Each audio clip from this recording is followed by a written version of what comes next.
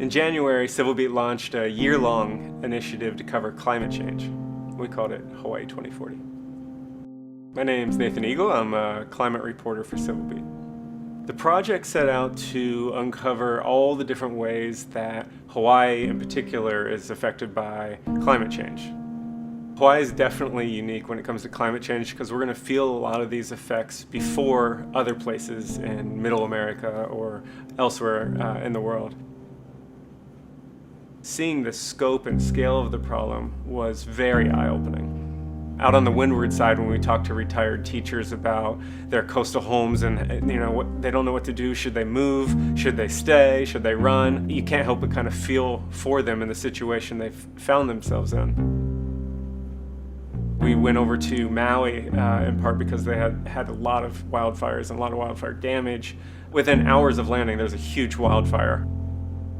The most meaningful trip for me was spending 10 days without a shower in the woods on Maui, up at about 7,000 feet on the side of Haleakala, with a team of biologists who were out there to capture the last few dozen of these critically endangered forest birds, and seeing not a lot of public engagement around it, certainly not a lot of government energy around it, and there's just a feeling of hopelessness at times.